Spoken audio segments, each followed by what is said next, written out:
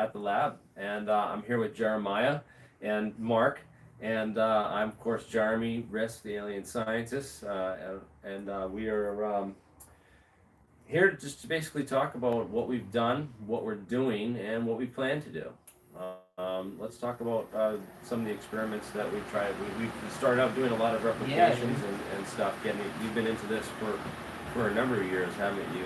Both. Yeah, I'll be approaching 22 years pretty soon. I started this as a teenager and going since then. It's a very, very deep rabbit hole that seems to go down and bore itself faster than you can possibly descend it. Yeah. How do you feel about the last 3 years with the acceleration of information and the rate at which the learning curve was already a brick wall, trying to hit it for a lot of people, but it's just been the last 3 years have been the most I think the hardest. From what I've observed, it's really a floodgate opening up. Yeah. As people start to come out, the confidence in others who have been very silent for a long time begins to wane. And they want to speak their mind and tell their truth too. I mean, everyone has a story to tell and they have knowledge to share. And I think people are finally becoming confident enough to see that this world that we have now is not the old world, and it's now finally an opportunity to do this stuff. Yeah, and things have really changed. They really have changed. So what we're doing is seeking the information. Really, that's what I've been doing with this channel. Is I'm an information seeker, and I've been hardcore on real skepticism and finding real truth and looking for real answers for a long time now, and I've earned that reputation through the work that I've done, and that's how I've gotten most of my audience so far. Very organic, all organically driven. I've never been covered by the mainstream media, never been covered by any major news agencies. These people. That's just how it has to be. The mainstream news people are not going to come on board until it's already too late, until we already have positive results, which are so hard to attain. We're talking about experiments that take a lot of money, a lot of preparation, a lot of knowledge, a lot of expertise, and getting that all together in one place and having everyone together is really a powerful thing. And that's what we're trying to achieve here at the lab.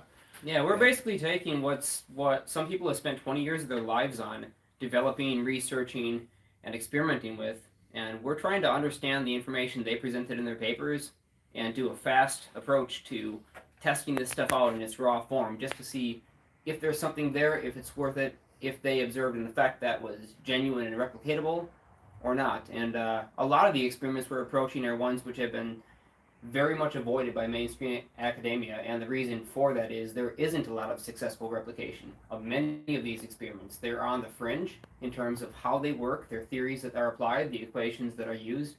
Just the approach of a lot of these experiments is way out there, and most of academia would be threatening their career if they got involved in these types of experiments, because they are out there.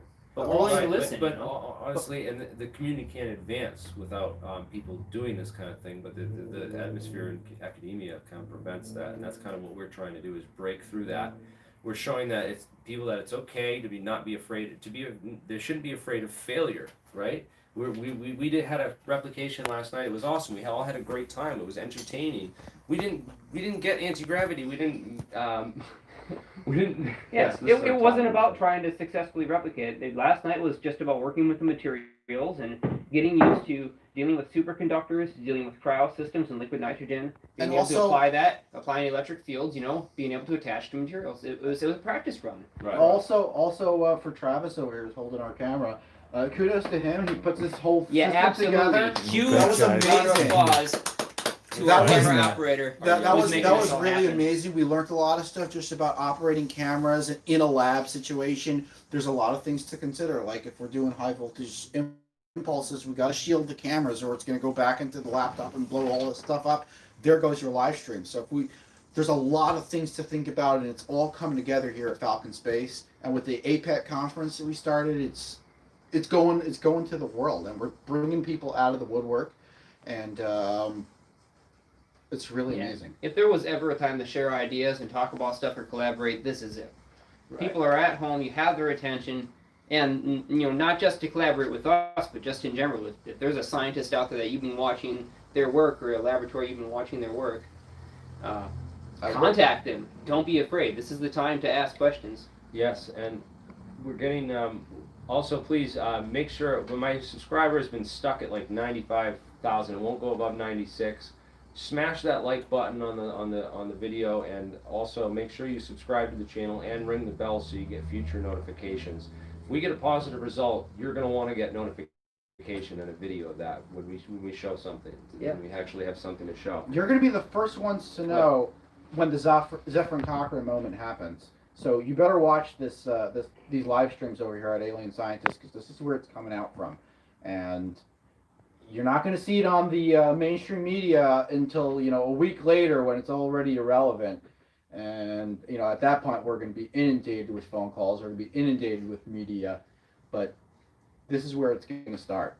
I hope so. So let's Subscribe, hit that like button, hit that bell, get the notifications. But back to this whole point is what we're trying to do is show that if we're not doing it perfectly and we're not doing everything right, all that's going to do is bring the other people that are going to be smart. All the smart people are going to come out of the woodwork to come and help us on this, and we or need correct us, and tell Right. us how we're wrong and why we're wrong, and that's exactly what we need. Yeah, Tell us why we screwed up. We know last time it was a practice run. We already understand it needed to be in a vacuum chamber.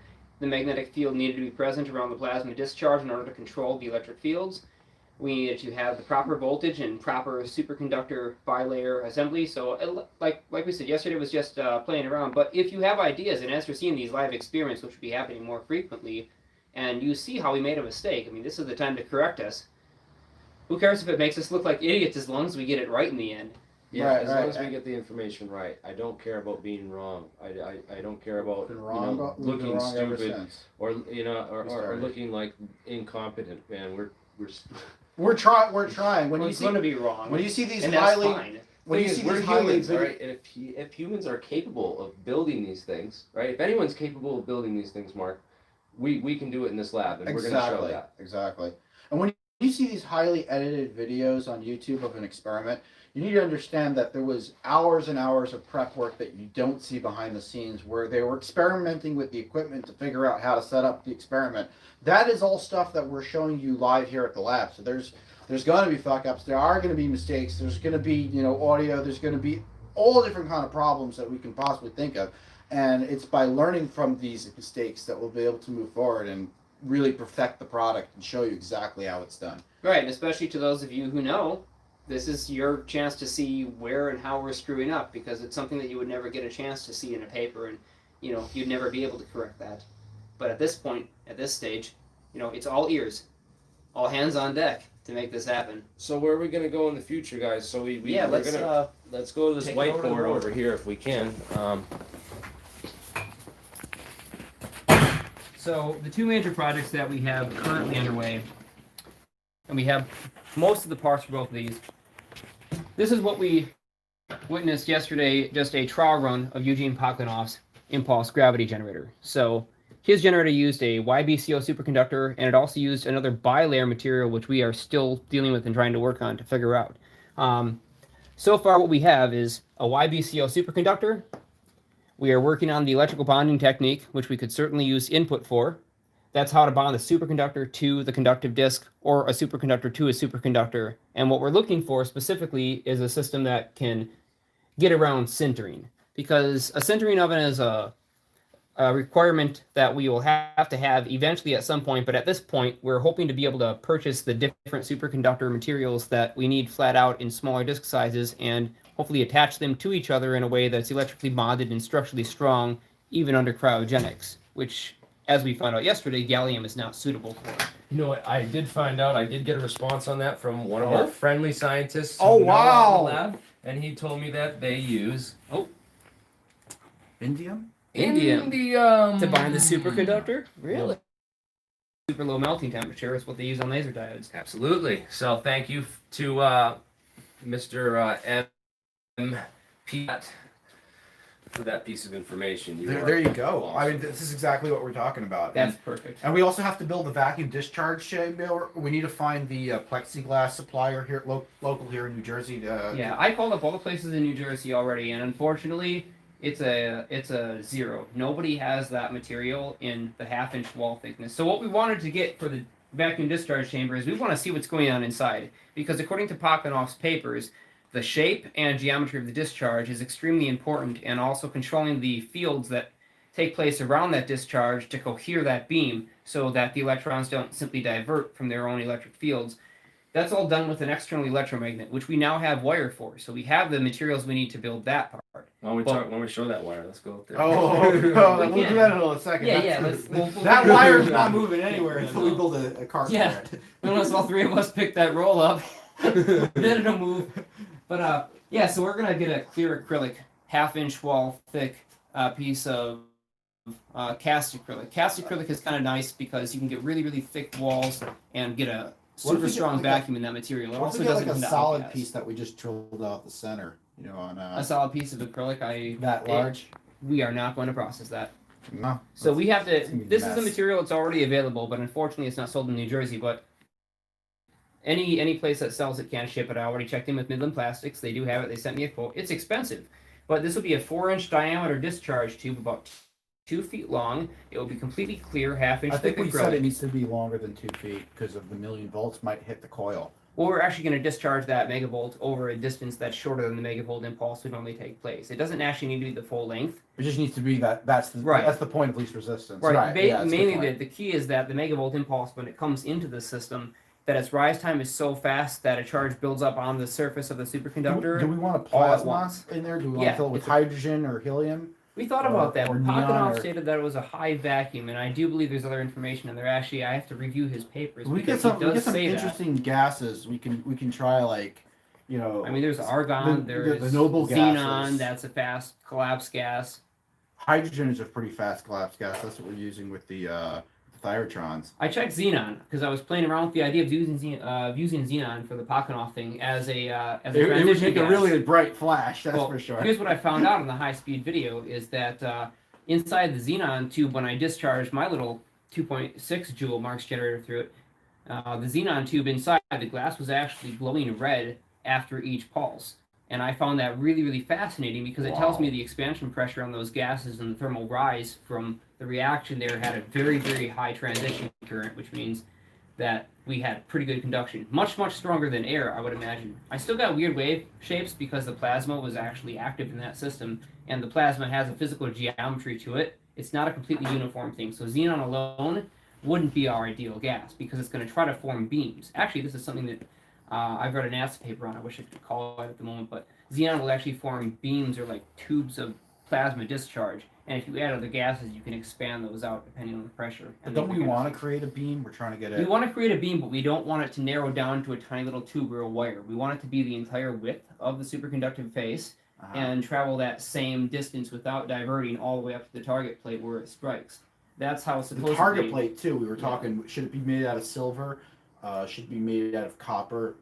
We have a melting oven. We got some materials. We can make any shape for the for the second conductor. Yeah, absolutely. It seems like in the drawings of Pockenoff, the target plate is about half the diameter of the superconducting emitter, and that may just be to get a uniform discharge off the surface of the superconducting emitter. Now, I'll say this out there so you guys can correct me because I'm probably wrong about this, but the way I think it works is you magnetize the superconductor as it's going into its supercritical temperature. So that means that the superconductor locks in with flux pinning the magnetic flux around that's surrounding it as it goes into that temperature. At that point, you can shut off the magnetic field according to Pockenoff, and it will hold that field. When you discharge through it, apparently the flux-pinned areas are the main contributor, according to his theory, from what I understand. I could be wrong, this is where I want you to correct me, but the flux-pinned areas where the magnetic field was established cause this strange gravitational phenomena. And that's why you have to have a uniform discharge over the surface, I believe, is in order to get all of the flux-pinned areas that are possibly existent in that superconductor to be covered by the plasma so current can flow through them. So that's going to be a little issue if we have to. It's a matter of matching the right pressure and making sure that we have a So strong we could vacuum. do it. We could do it without a coil. No, we couldn't. We need the coil because the coil will take that tube instead of the plasma discharge expanding outwards and then coming back into a concentrated point. The magnetic field will force the ions or any electron charges to rotate. It's going to serve into it too. two purposes. One is as it's entering the state, to flux pin it, and then you're going to turn it back on. Right, you have two coils. One is to pre-charge the superconductor with a magnetic field. We can use the And the second one EPR is- magnet for that, right? Well, we'll want a custom coil that will actually be inside of the chamber, and that's going to be perfectly suitable just to produce that field. In fact, we could even use a permanent magnet because that's another option. There just needs to be a present magnetic field around the superconductor when it goes to its supercritical temperature. And then the second coil, the big one around the outside, that's huge and heavy. Are we back? All right, so we're having some trouble with the feed. Hey guys, I gotta get going anyway. We're gonna cover this in the conference, and we're gonna be working on this problem for the next couple of weeks. Anyone out there in the audience who knows anyone who knows anything about this, please have them get in touch with us and get involved. And let's connect and put our heads together and try to get this experiment done and do it successfully, man. And there's a possibility. We got our fingers crossed that we might get Palknov to fly in to come join us at the lab. We got funding for that. If he's willing to come in, you're invited. Okay. That would be that'd be that cool. would be That really would be cool. pretty Done an interview since 2004 publicly. I So don't know that'd be about the amazing. whole COVID situation, but we'll have to work Pay that for his out. COVID test, and Yeah. you know what? I might be able to get Frank Zenardzik to come out here to the lab, and what we're going to try and do is set up interviews in this lab with multiple scientists, and set up an area where people can come and contribute, work with us directly, and we can learn from them and teach all of you what we're learning as we learn it. This is an incredible experiment. This is the Great Awakening happening live on YouTube, man. So, Who else is let's going to be part of expose it. themselves to complete and utter failure live on camera? Yes. Surely for the public Fail education. forward And their entertainment. research. Nice, right. Fail right, forward exactly. research. Wayne Ojala. He already got the Guys, name. don't forget We want to you guys to learn smash that everything like that we button. learn. Smash that like button. Subscribe. Make sure that bell's rung. You do not want to miss the notification when we achieve anti-gravity in this lab. You do It not can wanna happen miss it. at any It could moment. happen at any time. It might have already happened. We're just planning the release. You know. No, I'm just kidding. You never know. You never know. Well, we have to look back at some of that old footage. I could be holding on to some things too I haven't mentioned. All right, guys.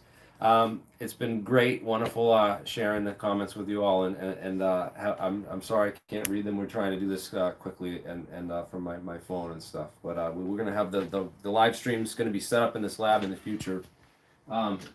It's going to be an incredible place to do experiments and make videos in the future. This information and make it way more accessible to the public. Oh. Okay, are you still live? You going Here we go. I